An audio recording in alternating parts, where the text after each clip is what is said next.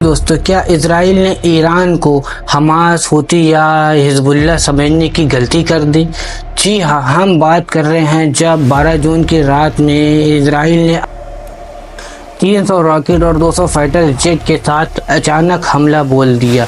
फिर उसके बाद फैसिलिटीज़ को टारगेट किया जो ईरान का एक सपना था, जिसमें उसके टॉप के कमांडर और लीडर मारे गए। लेकिन जब ईरान ने इजराइल के इस गुस्ताखी का जवाब दिया, तब कैसे इजराइल ने भी नहीं सोचा था कि ईरान इस तरह से हमला कर सकता है, या उसको अपने पावर और अपने आयरन डोम पर इतना कॉन्फिडेंस था कि वो इजराइल के रॉकेटों को रोक लेगा। लेकिन किस तरह ईरान ने इजराइल की जो राजधानी है तेल अवीव, उसको किस तरह खंडर और आग का गोला बना दिया। देखिए किस तरह से ये पूरे तेल अवीव में आग लगी है और मिसाइलें बरस रही हैं।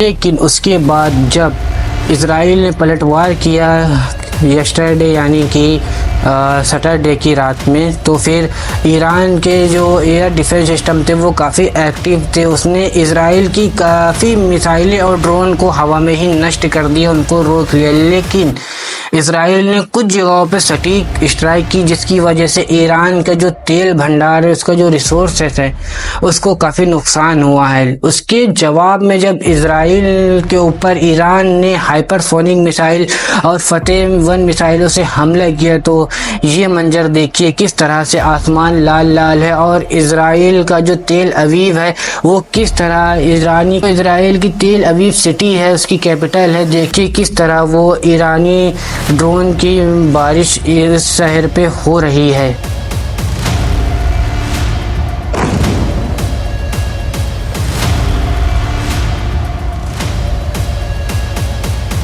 इजराइल ने ये नहीं सोचा होगा कि ईरान इस हद तक के उतर आएगा। उसको लगा ये होगा कि हमने ईरान की जितने भी टॉप लीडर कमांडर को मारने के बाद हमने ईरान को बहुत कमज़ोर कर दिया है, वो मिलिट्री ऑपरेशन की तरफ नहीं देखेगा। लेकिन जहां ईरान ने इजराइल के ऊपर पलटवार करना शुरू किया, यकीन मानिए उसको बहुत तगड़ा जवाब दिया है, जो ऐसा जवाब अभी तक की किसी भी कंट्री ने उसको नहीं दिया था, क्योंकि अभी तक के वो हिजबुल्लाह, हमास और हूती जैसे गुटों से लड़ रहा था। लेकिन अब लड़ाई है एक मेन पावर देश की, जिसके पास उसका खुद का एयर डिफेंस सिस्टम है, मिलिट्री है, बड़ी बड़ी मिसाइलें हैं, रॉकेटें हैं, जो इजराइल को हिलाने के लिए काफ़ी है।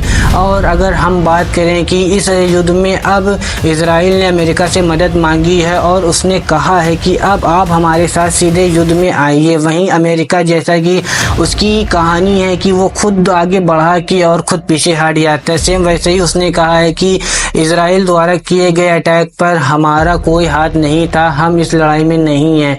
वहीं अगर ईरान ने इजराइल पर हमला किया है तो उसने रूस और चाइना को ज़रूर बताया होगा, क्योंकि रूस और चाइना के बिना भी ईरान ऐसा कदम नहीं उठा सकता है। दोस्तों, अब देखना ये है कि ये लड़ाई का रिज़ल्ट क्या निकलेगा और ये लड़ाई कब तक के रुकेगी या कब तक के चलती रहेगी। दोस्तों, आपको क्या लगता है कि ये लड़ाई में कौन ज़्यादा आपको बेस दिख रहा है? अगर